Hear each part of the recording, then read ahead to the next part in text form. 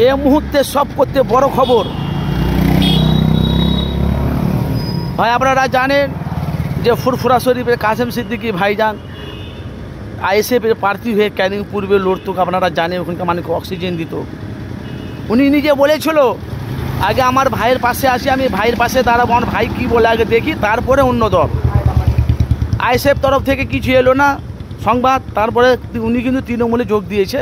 একটা বড় একটা সংবাদ মানে পেয়েছে পীরজাদা কাসেম সিদ্দিকী ভাইজান। এখন বাংলার মানুষ পীরজাদারা অনেক যারা পীরজাদাদের ভক্ত তারাকে খারাপ নজরে দেখছে কাসেম সিদ্দিকী, এই কারণে যে একটা পীরের ঘরের সন্তান হয়ে চলে দলে কেলো কেনে, এটা ওদের কথা।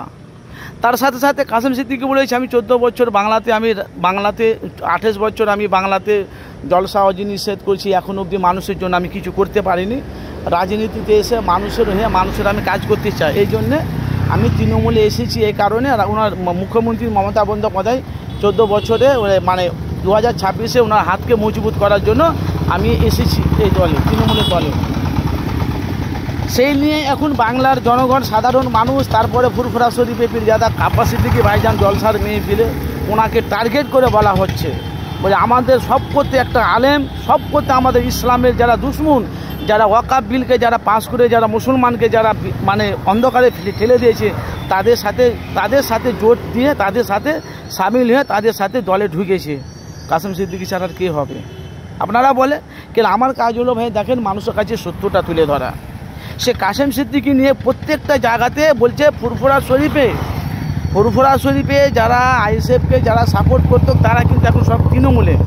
কেন? তারা ভালো মন্দ কিছু বুঝেছে বলে তারা তৃণমূলে এসেছে।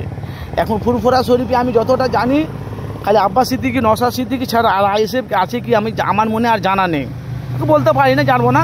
কিন্তু আপনারা দেখেন এবার কাসেম সিদ্দিকী 2026-এ মুখ্যমন্ত্রীর হাতকে মজবুত করবে। তার সাথে সাথে এবার আপনারা জানেন প্রত্যেকটা জলসার মেহফিল আব্বাস সিদ্দিকী ভাইজান কাসেম সিদ্দিকীকে টার্গেট করে উনি কিন্তু মানুষকে বোঝাচ্ছে। সেই নিয়ে এখন আব্বাস সিদ্দিকী এখন বিভিন্ন রকম কথা বলছে ভাই, সব কথাটা আমি আপনাদের কাছে তুলে ধরছি না, এটা আপনাদের মূল্যবান আপনারা মতামত জানাবেন।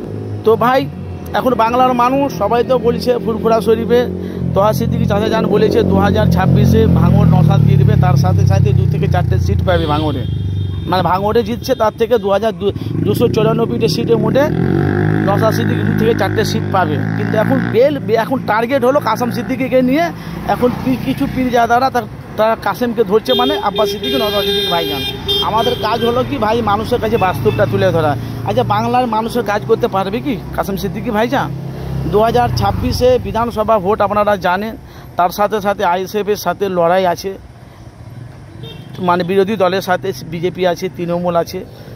ভাই আমাদের কাজ হলো মানুষের কাছে সত্যটা তোলা। অবশ্যই আপনাদের মূল্যবান মতামত জানাবেন। 2026-এ নওশাদ সিদ্দিকী জয়ী হবে না জিরো হয়ে যাবে?